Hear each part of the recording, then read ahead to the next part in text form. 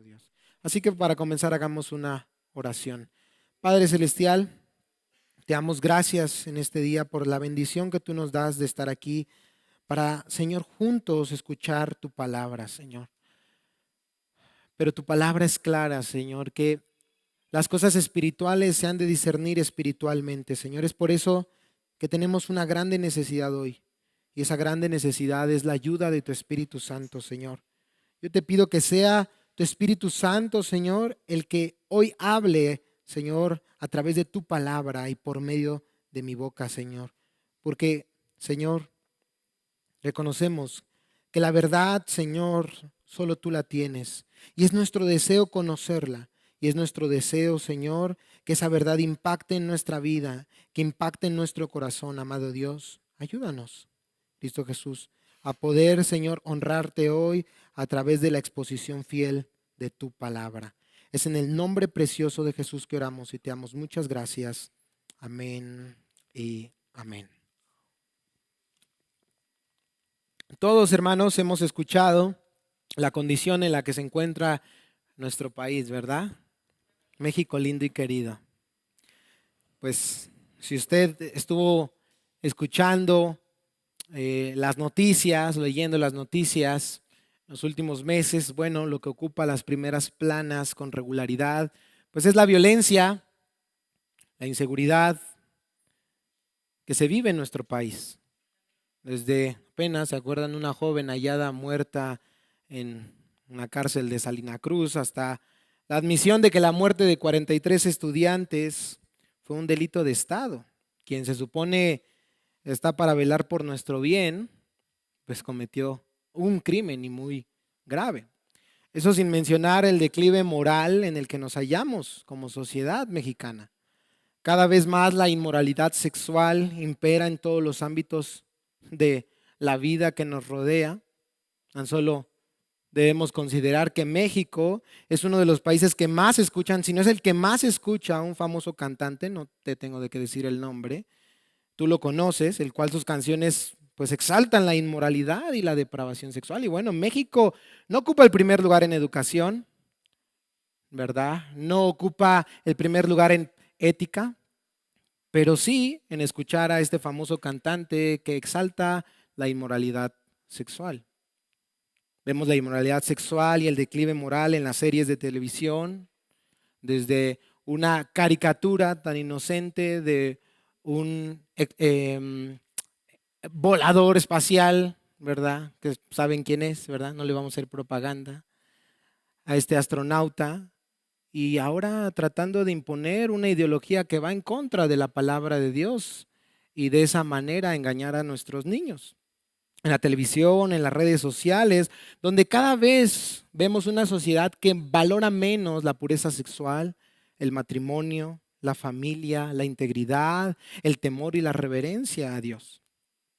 Pero déjame contarte que en el año 64 o 65 después de Cristo, Pablo escribió a un hombre llamado Tito, el cual se encontraba en una isla llamada Creta, la isla de Creta, en la que se vivía no muy diferente a cómo se vive en nuestros días y en nuestra sociedad mexicana.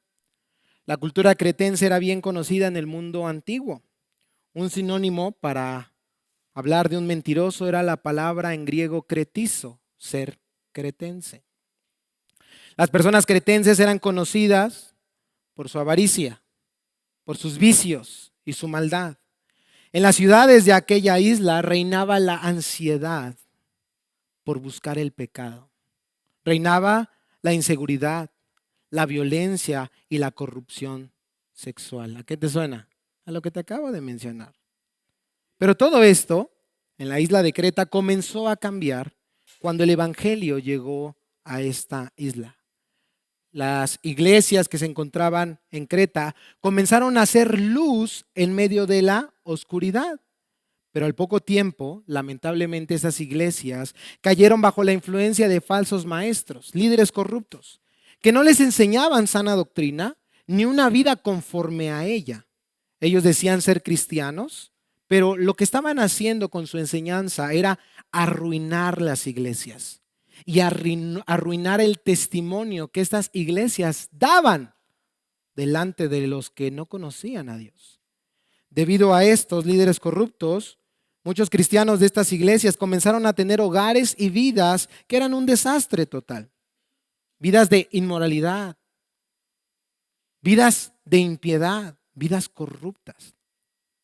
Y cuando nosotros vamos a la carta de Tito, Pablo resalta en esta carta que una de las consecuencias de esta vida de inmoralidad, de corrupción, de impiedad que estaban llevando estos cretenses, era que el evangelio de Cristo estaba siendo desacreditado por aquellos que no conocían de Dios. Que los vecinos de estos creyentes, incrédulos, paganos, ahora tenían buenas justificaciones para hacer acusaciones malvadas contra los cristianos de aquella isla. Y que todo esto estaba haciendo que la enseñanza de Dios, la doctrina de Dios, la sana doctrina de Cristo nuestro Salvador, no fuera atractiva ni persuasiva para nadie. Porque ¿quién quería creer en un mensaje el cual su portavoz no reflejaba ningún cambio, no reflejaba ninguna diferencia en su vida? Ahora, lo importante para Pablo en la carta de Tito no era que ellos entendieran la condición, la situación de esta isla. Pablo y ellos sabían cuál era la condición de esta isla. Lo importante más bien era qué estaba haciendo la iglesia para contrarrestar esas falsas acusaciones, para contrarrestar la maldad que se estaba generando cada vez más en la isla de Creta. Pablo quería que la iglesia cretense, las iglesias de Creta, hicieran un evangelio eficaz. ¿Cómo es el evangelio eficaz?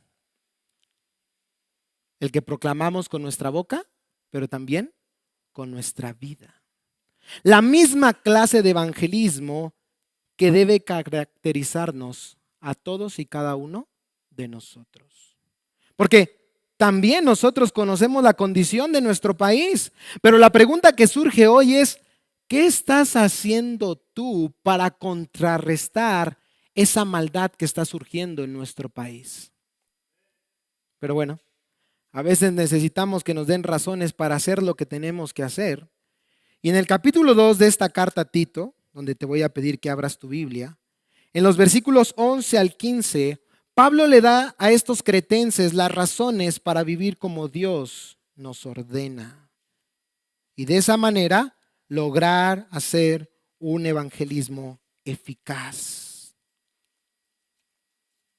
Tito, capítulo 2, versículos 11 al 15. Así que vamos a leer estos versículos, vamos a comenzar a estudiarlos hoy, para al final preguntarte, como se titula este sermón, ¿qué otra razón quieres? ¿Qué otra razón quieres? ¿Qué otra razón quieres para vivir como Dios nos ordena? Tito capítulo 2, versículos 11 al 15, y voy a estar usando la Nueva Biblia de las Américas. Recuerda que vamos a estar haciendo progresivamente el cambio de la Reina Valera 1960, que es una muy buena versión, pero creemos que esta todavía es una mejor versión, Nueva Biblia de las Américas, pues es fiel a los textos originales con un lenguaje un poco más actual a nuestros días. Tito 2, 11 al 15, dice así la palabra de Dios. Porque la gracia de Dios se ha manifestado, trayendo salvación a todos los hombres, enseñándonos que negando la impiedad y los deseos mundanos, vivamos en este mundo sobria, justa y piadosamente, aguardando la esperanza bienaventurada y la manifestación de la gloria de nuestro gran Dios y Salvador, Cristo Jesús. Él se dio por nosotros para redimirnos de toda iniquidad y purificar para sí un pueblo para posesión suya, celoso de buenas obras. Esto habla, exhorta y reprende con toda autoridad, que nadie te menosprecie. En estos versículos, el apóstol Pablo mencionó a Tito la forma en la que la gracia de Dios se había manifestado a los creyentes. La gracia de Dios les había traído salvación, les había enseñado cómo vivir, les había dado una esperanza bienaventurada y les había purificado para ser el pueblo de Dios. En estos versículos, nosotros aprenderemos 4 razones que la gracia de Dios nos da para vivir como Dios nos ordena. Repito, 4 razones que la gracia de Dios nos da para vivir como Dios nos ordena. Primera razón, si gustas anotar, porque la gracia de Dios nos salva. Primera razón, porque la gracia de Dios nos salva. Segunda razón, porque la gracia de Dios nos enseña cómo vivir. Porque la gracia de Dios nos enseña cómo vivir. Tercera razón, porque la gracia de Dios nos da esperanza. La gracia de Dios nos da esperanza. Y cuarta y última razón, porque la gracia de Dios nos hace suyos. Porque la gracia de Dios nos hace suyos. Tal vez hoy nos dé tiempo solo de cubrir 2. El siguiente domingo cubriremos las siguientes 2. Pero comencemos viendo la primera razón que nos da la gracia de Dios para vivir como Dios nos ordena. Recuérdalo, ¿cuál es la primera? Porque la gracia de Dios nos salva. ¿Y por qué digo esto? Porque dice el versículo 11, volviendo a nuestro pasaje, Tito 2:11. Porque la gracia de Dios se ha manifestado trayendo salvación a todos los hombres. ¿Cuántos decimos amén? Ahora, recuerda que siempre es importante que estés observando tu Biblia. Y es importante notar cómo inicia nuestro pasaje, con la palabra ¿por qué? ¿Por qué? Eso nos obliga a retroceder en nuestro pasaje y por lo menos echar un vistazo a lo que el apóstol Pablo ha estado diciendo anteriormente.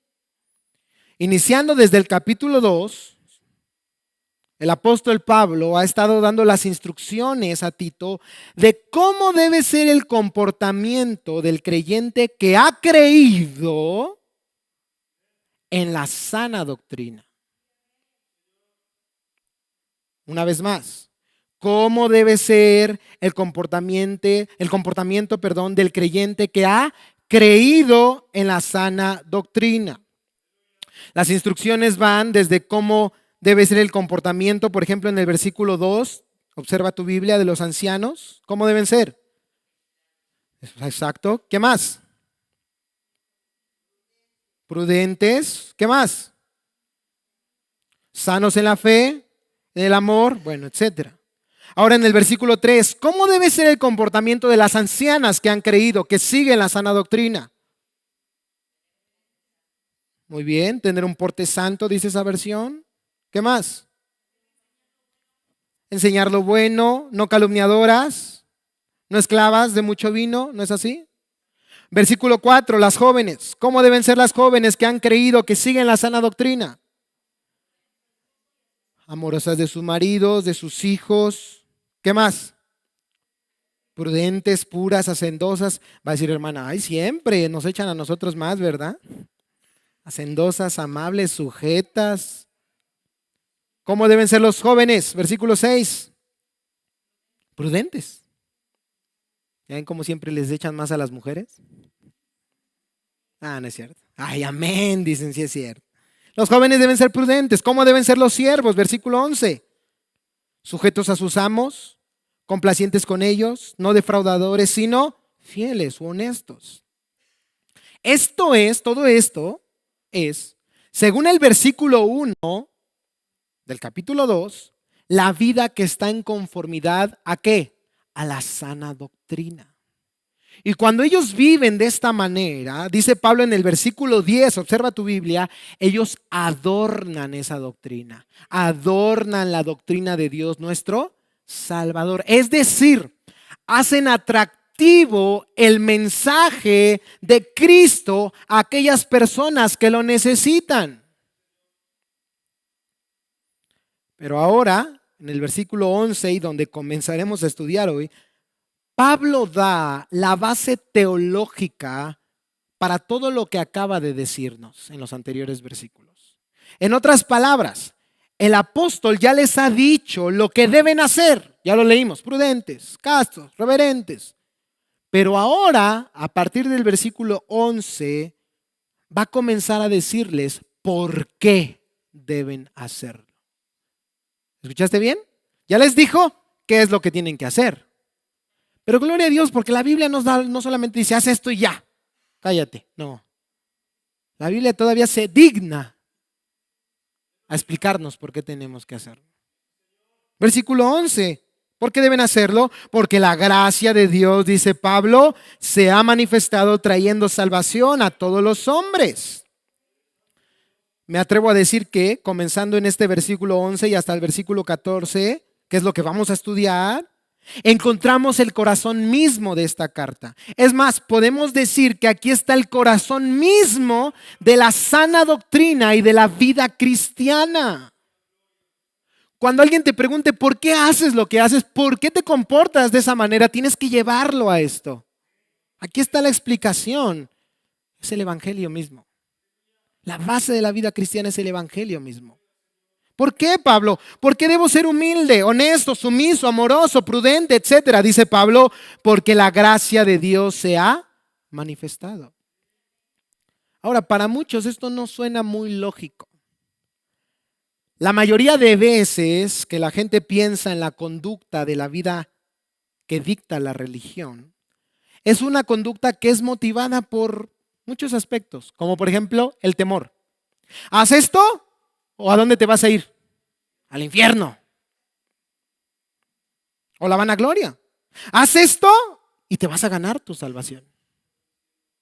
O el moralismo. Haz esto, ¿por qué? Porque simple y sencillamente es lo correcto. Pero no es lo que el apóstol Pablo está diciendo aquí. Él dice, haz esto porque la gracia de Dios se ha manifestado. ¿Qué es gracia? ¿Qué es gracia? Ese favor, regalo inmerecido de Dios. Pablo está aquí hablando de la buena voluntad de Dios, de su actitud favorable y sin costo alguno para aquel que lo recibe. Y él dice que esa gracia, observa tu Biblia, se ha manifestado. En otras palabras, ha aparecido. Y bueno, cuando yo estaba estudiando este pasaje me pregunté, bueno, ¿a quién ha aparecido? ¿De qué está hablando Pablo aquí? Déjame darte un dato para que lo entendamos. Este mismo verbo en griego, que se traduce aquí como manifestado, también se usa en Lucas capítulo 1, versículo 79. Pon un separador en tu Biblia y acompáñeme a Lucas capítulo 1. Pero ahora observa cómo se traduce ahí, en Lucas 1:79, este verbo. Recuérdalo, en Tito 2:11 se ha manifestado. Pero, ¿qué dice Lucas 1? Leamos a partir del versículo 78. Por la entrañable misericordia de nuestro Dios, con que la aurora nos visitará desde lo alto. Escucha, para dar luz a los que habitan en tinieblas y en sombra de muerte, para guiar nuestros pies en el camino de paz. El verbo que se traduce como ha manifestado en Tito 2:11, aquí aparece como dar luz. Eso nos ayuda a comenzar a entender que Dios usa en la Biblia este verbo para mostrar la idea de que cuando estábamos perdidos, cuando estábamos en oscuridad, rumbo a la condenación eterna, Él intervino. Él se apareció. Él trajo luz.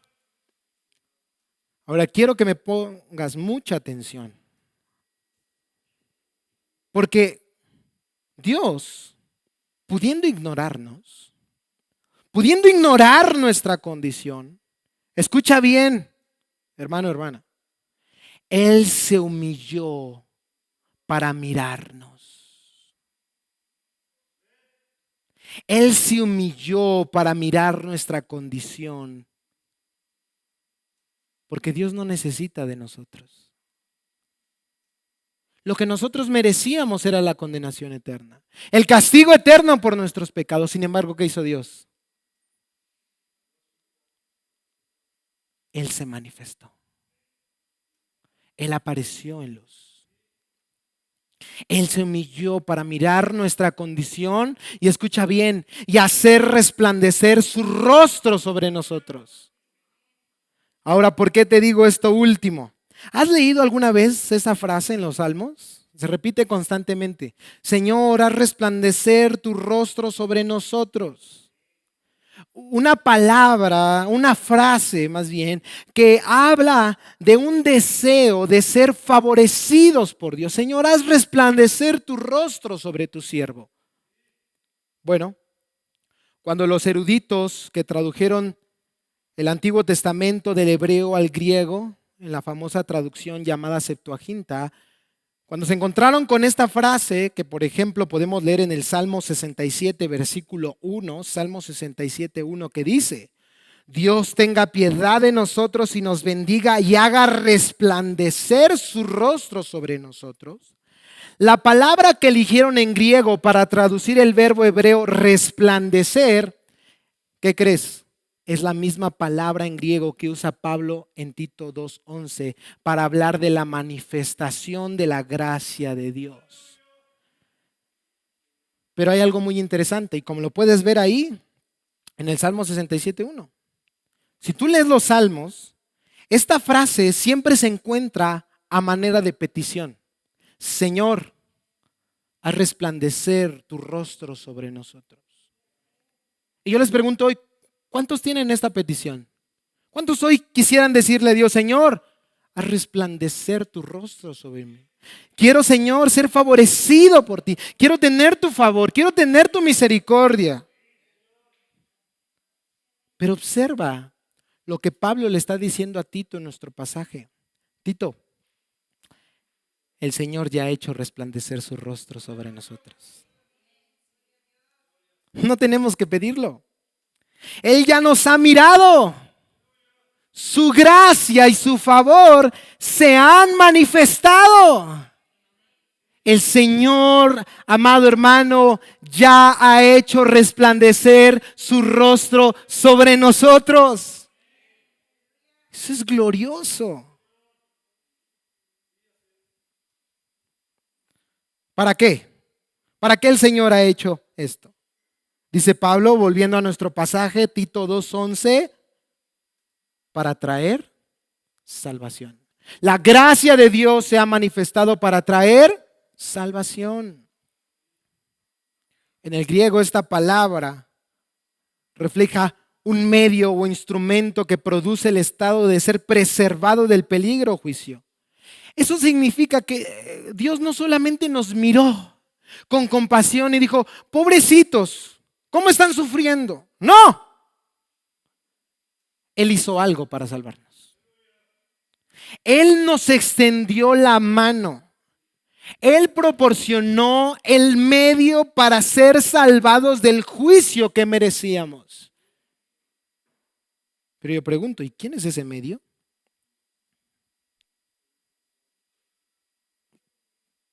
Esta misma palabra que se traduce aquí como salvación se usa en Lucas capítulo 2, versículo 30, y en lo que lo vas buscando, Lucas 2:30, déjame te doy un poco de contexto de Lucas 2:30.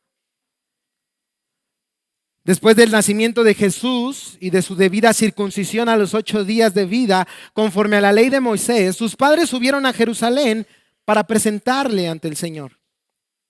Allí había un hombre llamado Simeón, que le había sido revelado por el Espíritu Santo que no moriría sin antes ver al Mesías. Movido por ese mismo Espíritu, el Espíritu Santo fue al templo. Y cuando vio a José y a María con el niño Jesús, nos dice Lucas 2, mira desde el versículo 28, Simeón tomó al niño en sus brazos y bendijo a Dios diciendo: ahora, Señor, permite que tu siervo se vaya en paz conforme a tu palabra. Y escucha bien, porque mis ojos han visto tu salvación. Misma palabra en griego, mismo término en griego que Pablo usa en Tito 2:11. La gracia de Dios se ha manifestado para salvación. Y cuando Simeón tomó al niño Jesús en brazos, ¿qué dijo? Mis ojos han visto la salvación. Hermanos, Cristo es la salvación de Dios. Cristo es la personificación de la gracia de Dios. Esa gracia que se manifestó, que en medio de nuestra oscuridad perversa, maligna, en medio de nuestra depravación, en medio de nuestro pecado, de nuestra mancha y de nuestra maldad, Cristo Jesús se manifestó. Anteriormente leímos en Lucas 1, estás ahí en Lucas 79, y dijimos que en Lucas 1:79 el término luz era el mismo que Pablo usaba para hablar de la manifestación de la gracia de Dios, ¿no es cierto? Pero ¿de quién estaba hablando Lucas 1:79? Bueno, lee a partir del versículo 77, Lucas 1:77 al 79. Dice, para dar a su pueblo el conocimiento de la salvación por el perdón de sus pecados, por la entrañable misericordia de nuestro Dios, con que la aurora nos visitara desde lo alto, para dar luz a los que habitan en tinieblas y en sombra de muerte, para guiar nuestros pies en el camino de paz. ¿De quién está hablando? De Cristo Jesús. En Él la gracia de Dios se ha manifestado trayendo salvación. La salvación que tú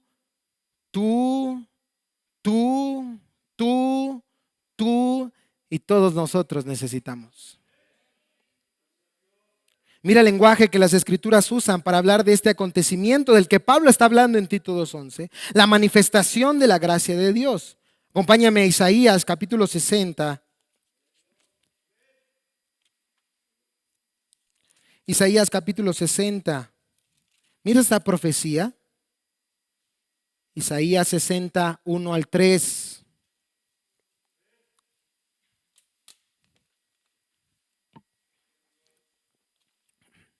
Cuando lo tengas puedes decir amén.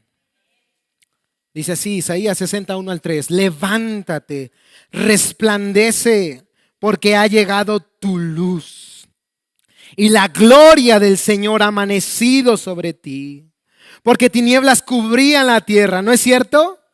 Y densa oscuridad los pueblos. Pero sobre ti amanecerá el Señor. Y sobre ti aparecerá su gloria. Y acudirán las naciones a tu luz y los reyes al resplandor de tu amanecer. ¿Y dónde se cumple esto? ¿Te acuerdas, Juan, capítulo 1, a partir del versículo 6? Vino al mundo un hombre enviado por Dios, cuyo nombre era Juan. ¿Te acuerdas de Juan el Bautista? Este vino como testigo para testificar ¿de quién? De la luz, a fin de que todos creyeran por medio de él. Y dice Juan 1:8, no era él la luz, sino que vino para dar testimonio de la luz. Existía la luz verdadera que al venir al mundo, escucha esto, alumbra a todo hombre. Versículo 14, ¿te acuerdas? Y aquel verbo se hizo carne y habitó entre nosotros, y vimos su gloria, gloria como del unigénito del Padre, lleno de gracia y de verdad. Juan dio testimonio por medio de él y clamó diciendo, este era del que yo decía, el que viene después de mí es antes de mí, porque era primero que yo, porque de su plenitud tomamos todos, y gracia sobre gracia. Porque la ley por medio de Moisés fue dada, pero la gracia y la verdad vinieron por medio de Jesucristo. Se ha manifestado, dice Pablo. Y nosotros entendemos en quién. En Cristo Jesús. Ahí está lo que todos nosotros necesitamos. Y gloria a Dios. Porque, ¿sabe para quién se ofrece? Para todos. Dice Pablo, volviendo a nuestro pasaje, Tito 2:11. La gracia de Dios se ha manifestado trayendo ¿qué? Salvación a todos los hombres. Así es. Porque esta gloriosa salvación, el Cordero de Dios inmolado por nuestros pecados, la luz en medio de la oscuridad, se ofrece a través del Evangelio a todos los hombres. Así que si tú estás hoy aquí, es porque Dios te está ofreciendo hoy esa salvación. Tal vez ya la tienes y gloria a Dios por ello, pero tal vez no. Ese es el momento de acudir a aquella luz que alumbra a todo hombre. A todo hombre. No importando su condición social, su sexo, su nacionalidad, su edad, no importa. Dice Romanos capítulo 10, versículos 11 y 13. Romanos 10, 11 y 13. Pues la escritura dice, todo aquel que en él cree no será avergonzado. Porque no hay distinción entre judío y griego, pues el mismo Señor es Señor de todos, abundando en riquezas para todos los que le invocan, porque todo aquel, ¿escuchas eso? Todo aquel que invoque el nombre del Señor será que salvo. ¿Tú lo crees? La salvación está abierta a todos. Lo único que nos separa es nuestra incredulidad. Nuestra incredulidad. No es el pecado, porque para eso Cristo murió y resucitó entre los muertos. Solo hay una cosa que hacer: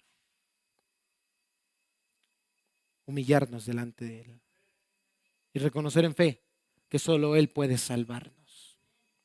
Solo Él. Solo su gracia. Solo Cristo. Philip Yancey, un escritor estadounidense, cuenta en su libro Gracia Divina versus Condena Humana una anécdota acerca de una conferencia donde se comparó al cristianismo con otras religiones, tratando de buscar cuál era la creencia exclusiva del cristianismo. Es decir, una creencia que hiciera del cristianismo una religión única y diferente a todas las demás. Se propuso en esa conferencia, en primer lugar, por ejemplo, la doctrina de la encarnación, que Dios se hizo hombre. Pero tras una discusión se desechó, porque en otras religiones también hay versiones diferentes a dioses que aparecen en forma humana. Después se propuso la resurrección, que Cristo había resucitado de entre los muertos y que Él había levantado a otros para resurrección y que Él nos levantará para ser resucitados con Él. Pero también había religiones, o hay religiones, donde se redactan historias de personas que han regresado de los muertos. Pero en medio de la discusión, un hombre llamado C.S. Lewis, un escritor y apologista cristiano, entró y preguntó a qué se debía tal alboroto. Él entonces, por medio de las respuestas de sus compañeros, entendió que se buscaba la contribución exclusiva del cristianismo entre las religiones del mundo. Muy fácil, respondió él. Es la gracia. Después de una breve discusión, los miembros de aquella conferencia tuvieron que aceptarlo. La creencia de que el amor de Dios llegue hasta nosotros sin mérito alguno por nuestra parte y sin condiciones va en contra de todo instinto del ser humano. Por lo tanto, todas las religiones creadas por el hombre, como el budismo, el islam, el hinduismo, etcétera, etcétera, tienen maneras de ganarse el favor de Dios. Pero solo el cristianismo, nos dice Yancey, se atreve a hacer del amor de Dios algo incondicional. Como te decía hace un momento, la mayoría de veces la gente piensa en la conducta de la vida que dicta la religión y piensan en una conducta que es motivada por muchos aspectos, como el temor: haz esto, te vas a ir al infierno; la vanagloria: haz esto y ganarás tu salvación; el moralismo: haz esto porque simple y sencillamente es correcto. Pero Pablo está hablando aquí de ser motivados por gratitud. Gratitud. No por temor al castigo, porque mira, te voy a decir algo, hermano. Quien ha experimentado la gracia de Dios en su vida, quien ha experimentado el amor incondicional de Dios en su vida, aunque el infierno desapareciera y ya no habría más castigo por el pecado, ellos desearían seguir amando, buscando y atesorando a Dios por sobre todas las cosas. No es por vanagloria tampoco. Porque los verdaderos cristianos en quien la gracia de Dios se ha manifestado, si algo desean, ¿sabes qué es? La gloria de Dios. Porque saben que cuando merecían todo el peso de la ira de Dios por sus pecados, lo que encontraron fue todo lo contrario: perdón, restauración, amor, gracia. Y por lo tanto, ellos no obedecen para ganarse su salvación, sino obedecen por gratitud al Dios que les ha salvado. No es por moralismo tampoco. Bueno, haz esto. ¿Por qué? Pues porque es correcto. Porque el moralismo solo se trata de apariencias externas. Aparentamos ser muy rectos ante la gente, pero hermanos, Dios pesa los corazones. Y Él conoce todas las intenciones de nuestro corazón y sabe que detrás de ella muchas veces, si no es que todas las veces, hay apariencias.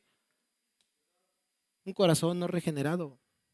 Un corazón que desea su gloria antes que la gloria del único Salvador. Y mira, el moralismo tarde o temprano cansa a las personas.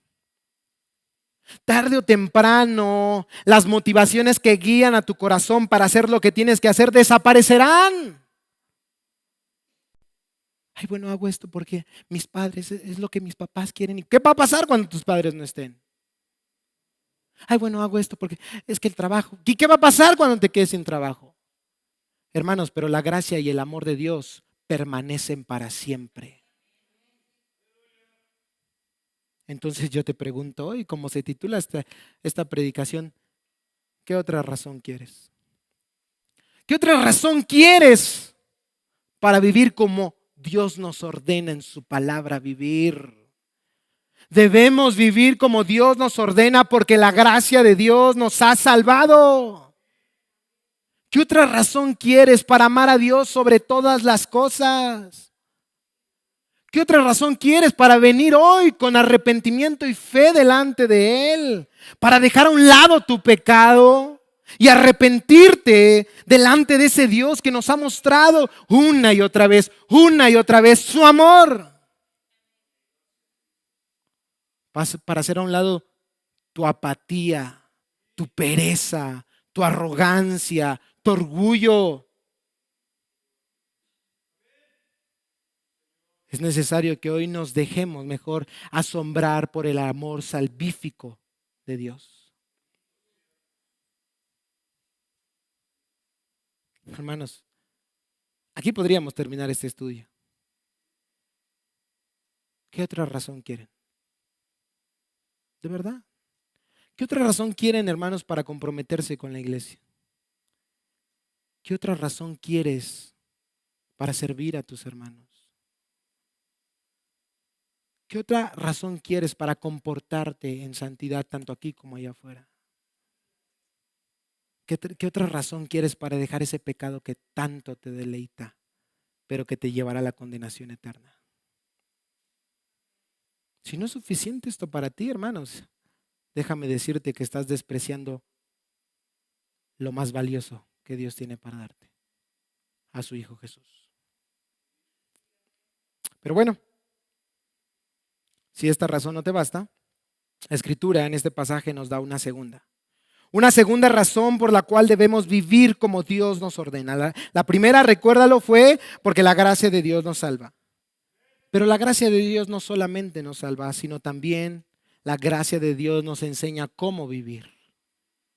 Porque debemos vivir como Dios nos manda en su palabra. Número 2, porque la gracia de Dios nos enseña cómo vivir. Vuelve a nuestro pasaje, Tito capítulo 2, Observa lo que dice el versículo 12, Tito 2:12, enseñándonos que negando la impiedad y los deseos mundanos, vivamos en este mundo sobria, justa y piadosamente.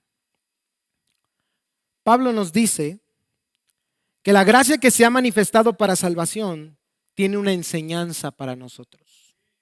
Y como receptores de esa gracia inmerecida, debemos hacer, de verdad, hermanos, debemos hacer todo lo que esté en nuestras manos. Iniciando desde ahorita, desde este momento, todo lo que esté en nuestras manos para escuchar esta enseñanza.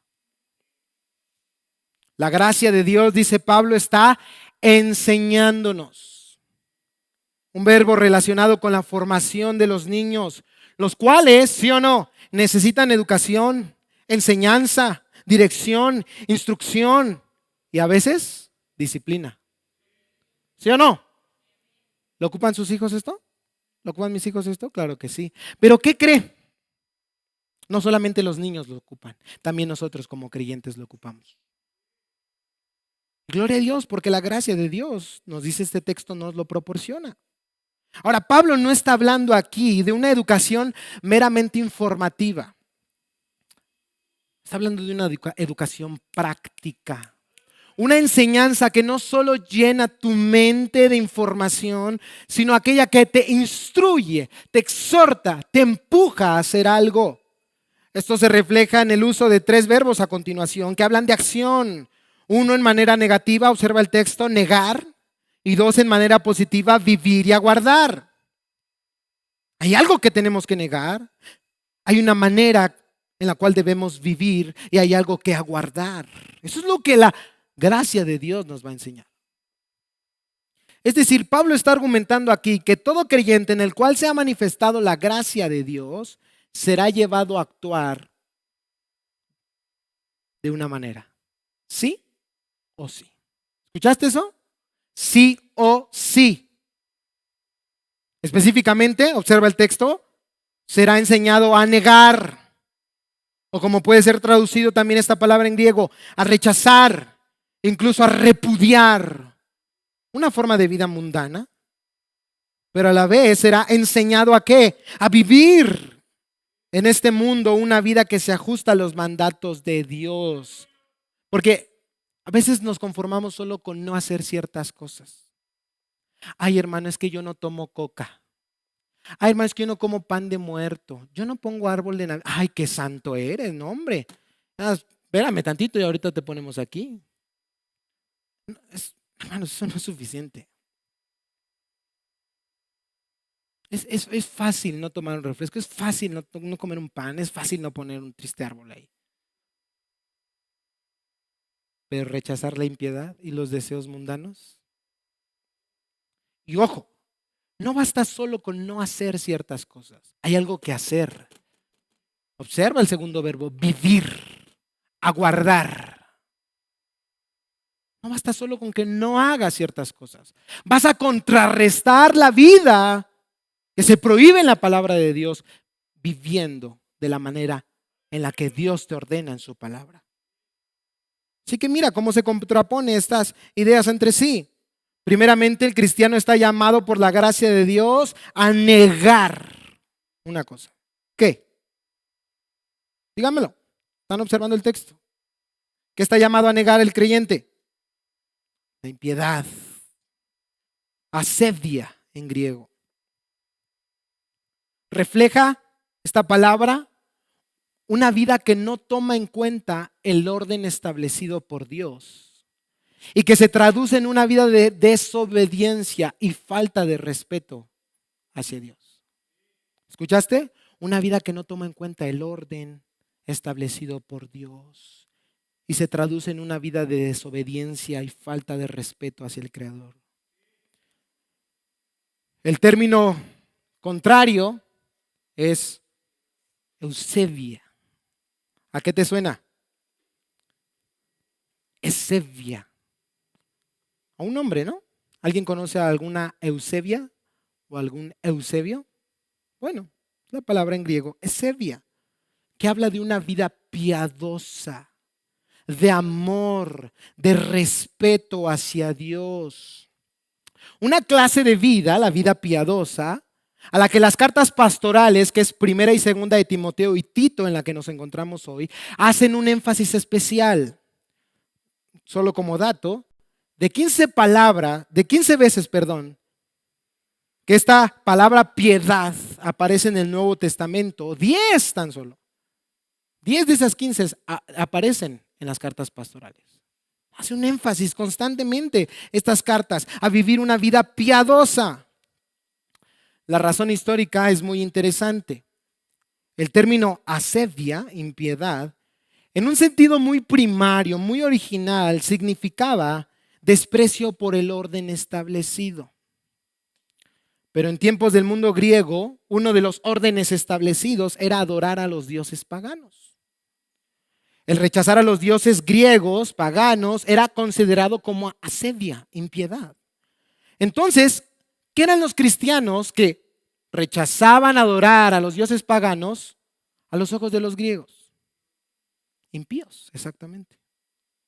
Pero con la declinación de la ciudad-estado y de su culto oficial, los filósofos comenzaron a distinguir entre ateotes, es decir, alguien que niega los dioses oficiales, y asedia, impiedad, transgresión de las ordenanzas. Y esta distinción fue clave para los cristianos. Al negar a los dioses paganos, ellos se clasificaron a los ojos de los incrédulos como ateos. Estos no creen en Dios. Bueno, no creían en sus dioses paganos. Creían en el Dios verdadero. Pero aunque ellos eran clasificados como ateos, no tenían por qué ser clasificados como impíos. Es por esta razón que las cartas pastorales exhortan a los creyentes a mostrar en todo momento ¿qué? Esevia, piedad, una conducta piadosa, y de este modo refutar esas acusaciones paganas de que eran unos ¿qué? Unos malhechores. Porque el llamado, recuérdalo, no es solo a negar una forma de vida, sino a vivir de cierta manera. ¿Cómo se contrarresta una vida impía? Con una vida piadosa. Dice Tito capítulo 2, volviendo a nuestro pasaje, ¿cómo dice la siguiente parte? Vivamos en este mundo sobria, justa, pero recalco el último término, piadosamente. Piadosamente aquí, eusebos, proviene de la raíz esedia. Habla de una vida en reverencia y respeto hacia Dios. Pero escucha esta parte, es interesante. Esa vida de reverencia y respeto hacia Dios tiene impacto en cómo conducimos nuestra vida, tanto en nuestra relación con Dios, pero también con nuestro prójimo. Esta vida de piedad, la Biblia nos llama a buscarla. ¿Se acuerdan? 1 Timoteo 6:11, el ejercicio para poco aprovecha. Pero ¿qué pasa con la piedad? Aprovecha para mucho. Y Timoteo 6:11 nos remarca el qué, el buscar la vida ¿qué? De piedad. La esevia, la piedad, es la que está de acuerdo con la sana doctrina, según 1 Timoteo 6:3 y Tito 1:11. Es decir, tú no puedes estar viviendo en impiedad y decir que estás creyendo en la sana doctrina. No, la sana doctrina es la enseñanza que es de acuerdo, que va conforme, que no puedes desligar de una vida piadosa. Según las cartas pastorales, los falsos maestros pueden tener apariencia de ella, ¿te acuerdas? Tienen apariencia de piedad. Pero en realidad sus hechos y enseñanzas, ¿a qué conducen? Según también las cartas pastorales, más y más a la impiedad. La vida de piedad no es una vida simplemente moralista, un simple culto externo. Aunque conlleva la idea de respetar los estándares morales y sociales y vivir una vida en devoción a la deidad, en realidad esta vida es la que tiene como meta el honrar a Dios como creador y salvador en todos los aspectos de su vida. ¿Te acuerdas? no solo en mi relación con Dios, sino también con mis semejantes. La vida piadosa es tal, según 2 de Timoteo 3:12, que el que esté dispuesto a vivir así en este mundo, sufrirá persecución. ¿Te das cuenta? Tal es la vida que debemos vivir. Es la vida que contrarresta la impiedad. Una vida piadosa, en respeto hacia Dios, en respeto hacia sus órdenes y sus mandamientos. Y que eso impacte la manera en la que nos relacionamos con los demás. ¿Qué más tenían que rechazar? Ya vimos que ellos tenían que rechazar la impiedad y vivir piadosamente. Pero también dice Pablo, volviendo a nuestro pasaje. Por favor, vuelve a Tito, estamos en Tito. Dice el capítulo 2, versículo 12, enseñándonos que negando la impiedad y los deseos mundanos. Dos palabras, deseos mundanos. Primera de ellas, deseos, que aunque en el griego secular se usaba esta palabra de manera neutral, ni para hablar de deseos buenos ni deseos malos, la Biblia lo usa en la mayoría de veces de manera negativa, para hablar del impulso, la lujuria y la codicia que hay detrás de un interés egoísta y que se revela ante la ley de Dios.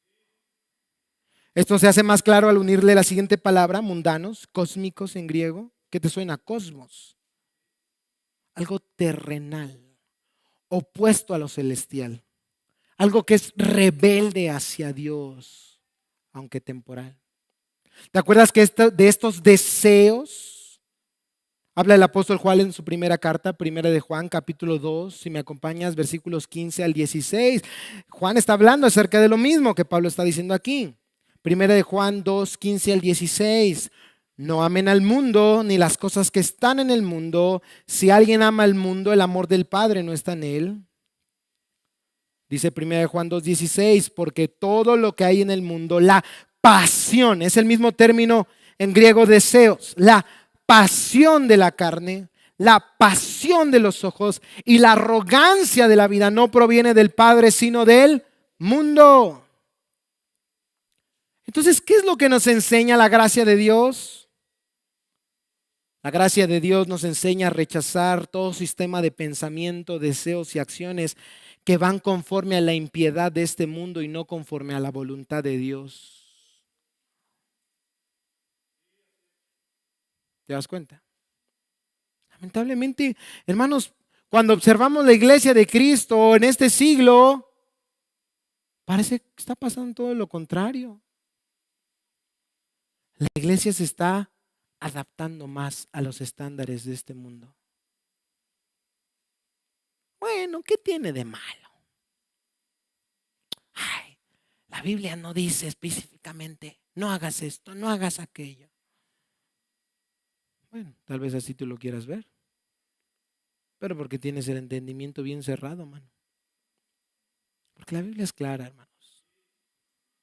Deseemos todo sistema de pensamiento, deseos y acciones que van conforme a la impiedad de este mundo.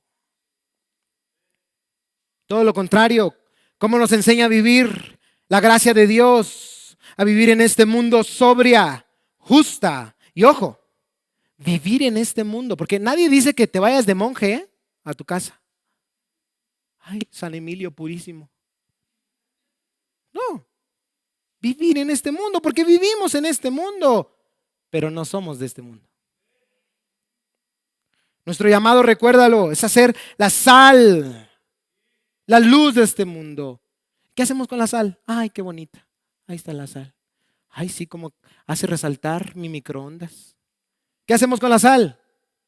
La echamos sobre la comida. La frotamos sobre la carne. ¿Para qué tenemos luz? ¿Para guardarla en un cajón? Para alumbrar. Estamos en este mundo, pero no nos adaptamos al sistema de este mundo. Somos luz en medio de la oscuridad. Somos sal en medio de la putrefacción. ¿Cómo lo haremos? Dice Pablo, viviendo de manera sobria. Es decir, una vida que mantiene el control sobre sus propios deseos. Y esto es bien interesante. Esta palabra puede ser traducida también como dominio propio, moderación, sensatez y como aquí, sobriedad. ¿Y qué es esto, hermanos? Un fruto del Espíritu Santo. Una enseñanza clara de la Escritura. Mira lo que dice Proverbios capítulo 25, versículos 27 al 28. Proverbios 25, versículos 27 al 28. Dice así la palabra de Dios, Proverbios 25, 27, 28. No es bueno comer mucha miel. Dice una hermana, no pensé que fueran a hablar de mí. No es bueno comer mucha miel, ni el buscar la propia gloria es gloria. Y resaltamos el versículo 28. Como ciudad invadida y sin murallas es el hombre que no domina su espíritu. Hermanos, nadie niega que nosotros también seguimos batallando con nuestros deseos. Pero la gracia de Dios nos instruye que a través del poder del Espíritu Santo en nuestra vida podemos tener control de ellos. Ya no nos entregamos a una vida desenfrenada. ¿Se acuerdan antes? Lo que se te antoje. Es tu vida. Vívela. Ay, no le hagas caso a tus papás. Están loquitos, no te entienden. Haz lo que se te antoje. Comamos y bebamos porque mañana moriremos. Eso ya no es para nosotros. Acuérdense, no se olviden de eso. Jóvenes, la gente dice, soy libre y por eso hago lo que quiero. Eso es una mentira del diablo.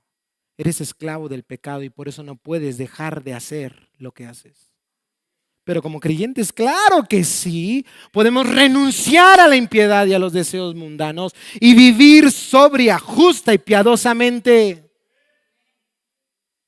Hemos hecho a veces un énfasis, hermanos, en la condición de depravación total en la que se encuentra el ser humano, pero no te olvides, eso es sin Cristo, eso es antes de Cristo. Ahora nuestra naturaleza no es pecaminosa, nosotros tenemos la naturaleza divina.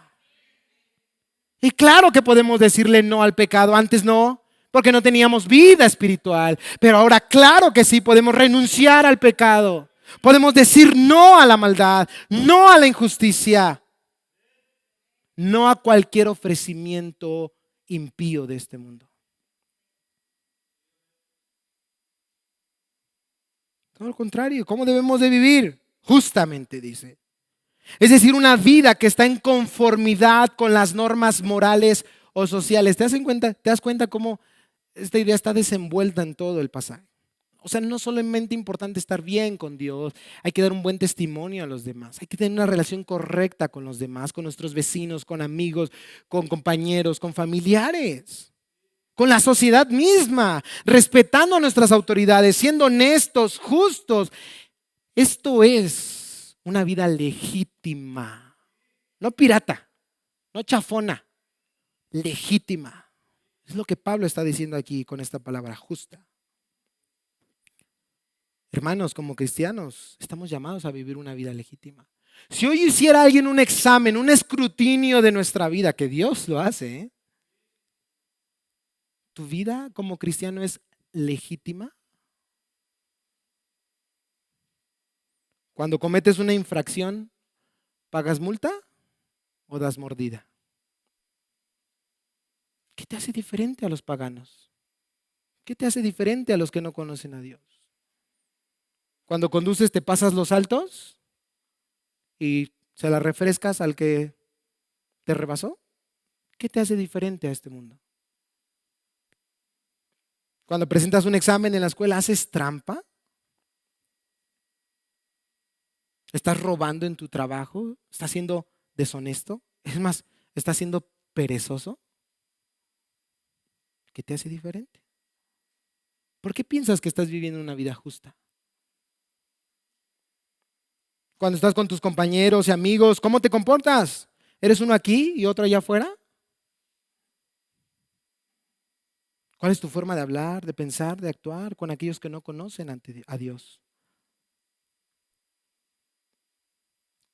¿Cuál es tu sistema de pensamiento?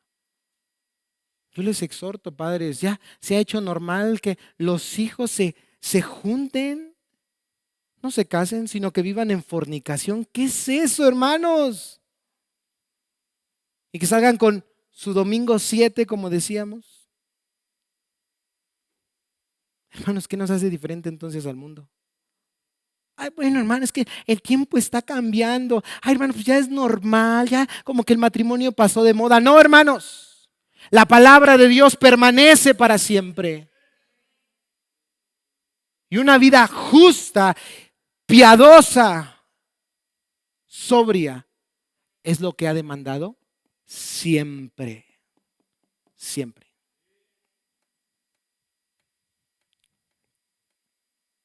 Hermanos, una vez más, los cristianos estamos llamados a vivir una vida legítima.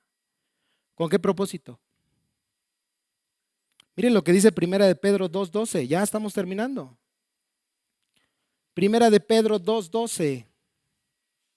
Este es el último versículo que voy a mencionar. Primera de Pedro, capítulo 2, versículo 12. ¿Ya lo tienen? Porque yo no. Primera de Pedro 2:12 dice así la palabra de Dios.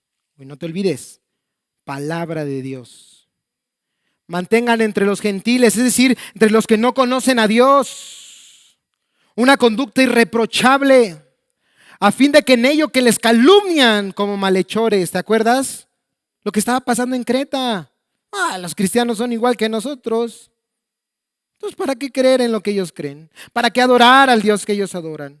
No, dice Pedro, mantengan una conducta irreprochable, a fin de que en aquello que les calumnian como malhechores, ¿te acuerdas que decían? Son impíos los cristianos porque no reverencian a los dioses griegos. Mentira, porque nosotros creemos en el Dios verdadero, en el Dios que es santo y que demanda de nosotros una vida santa.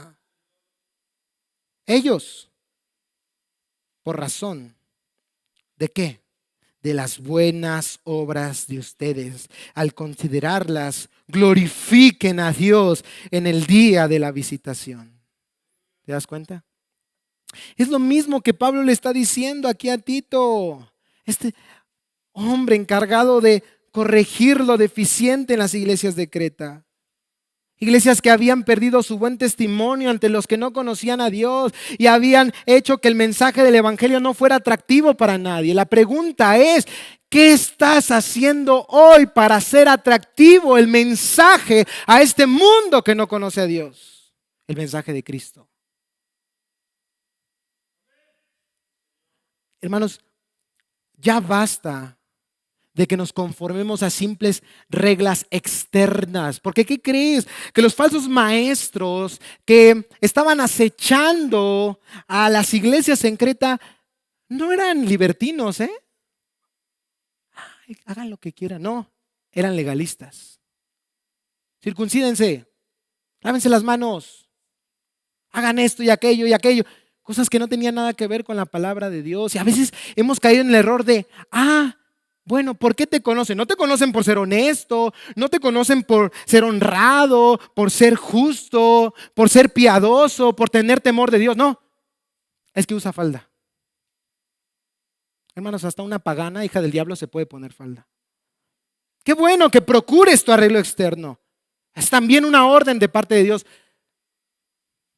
Pero, hermanos, limpia primero el vaso por dentro. No te conformes al arreglo externo. Es que no come pan de muerto. Hasta un vegano lo puede hacer, irse al infierno. Pero aquí estamos hablando de un cambio radical, un cambio transformador. Y eso lo hacen, no es nuestras reglas moralistas, legalistas, lo hace el poder de la gracia de Dios. ¿Usted cree que a nosotros no nos dijeron? Si predican la gracia de Dios, la gente se va a ir de libertina, pues solamente los hijos del diablo. Porque Pablo era acusado constantemente de eso, de predicar en contra de la ley de Dios y a favor de la gracia. Lo que ellos no entendían es que es la gracia la que te lleva verdaderamente a obedecer la ley de Dios. Entonces, nosotros no tenemos ese temor, hermanos. La gente que se va con ese entendimiento que la gracia de Dios es una excusa para pecar, qué bueno que se fueron porque no son creyentes verdaderos. Y ojalá que la gracia de Dios venga a transformar sus vidas y vuelvan a este lugar, no con una apariencia externa solamente, con un cambio realmente interior.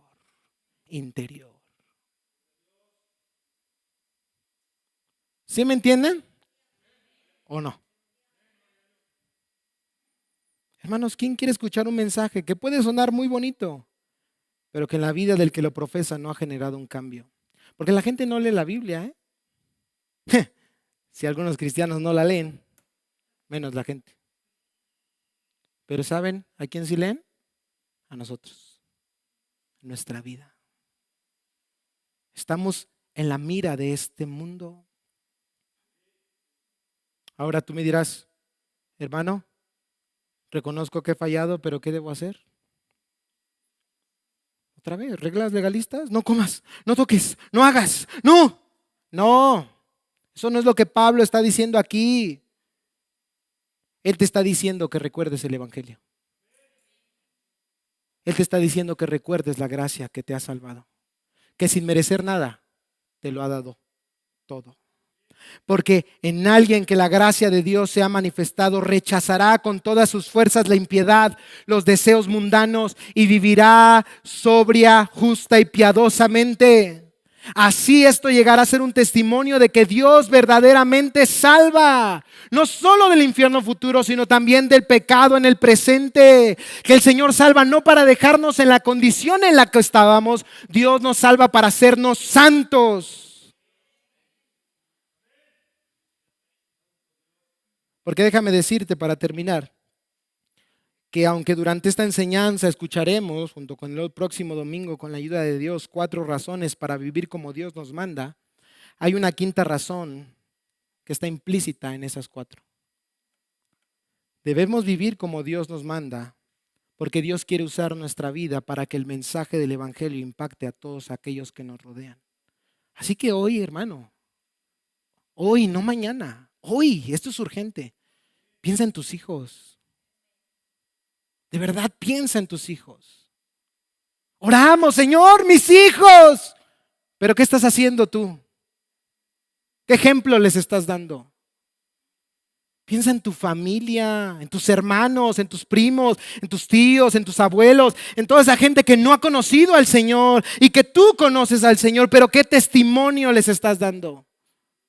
Por favor, te ruego que hoy pienses en ellos, en tus amigos, en tus vecinos, en tus compañeros de trabajo, gente que no conoce a Dios y que si hoy muere, perecerán una eternidad en el infierno.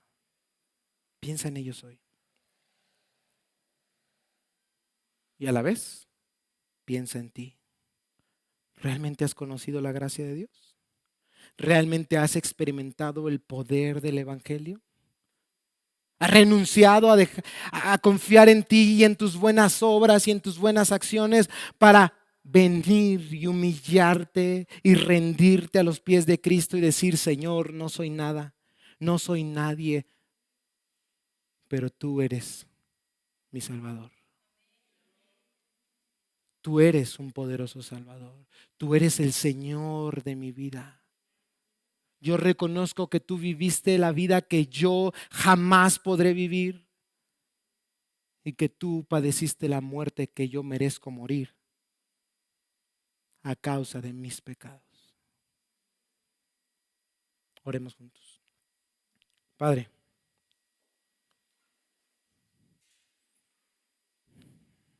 la gracia es un don tuyo, pero también lo es la fe. Lo es la fe. Así que, Señor, yo te pido que al que no tiene fe en este lugar, hoy le concedas fe, Señor. Tú no estás obligado a hacerlo, Señor. Tu palabra dice que tú te complaces en hacer misericordia y que tú no desprecias un corazón que se humilla. Y como leímos en tu palabra, Señor, todo aquel, todo, aun el más grande de los pecadores, todo aquel que invocare tu nombre será salvo. Oh Dios amado, concede fe. Yo te lo ruego por los méritos de Cristo, Señor. En tu misericordia y en tu gracia, Señor. Porque este es tiempo de salvación, Señor. Algún día vendrá tu juicio sobre esta tierra, tu ira, Señor, venidera. Pero hoy es tiempo de salvación, Señor. Salva, Señor, a aquellos en que tú te complagas en hacerlo, Señor. Sálvales hoy, Señor. Y aquellos que tenemos fe, Señor, oh amado Dios, ayúdanos, Señor, a recordar el Evangelio, Señor. A recordar día tras día al sufriente Salvador, que con esas mismas manos que formó el universo, cielos, las estrellas, las galaxias, fueron las mismas manos, Señor, de un delicado y frágil bebé que nació, Señor, en Belén y que iría creciendo con el paso del tiempo para que esas mismas manos que una vez frágilmente sostuvieron a su madre, a pesar de que era Dios, fueron las mismas manos que extendió, Señor, para soportar los clavos en dolor que cada uno de nosotros merecíamos. No necesitamos nada más, Señor.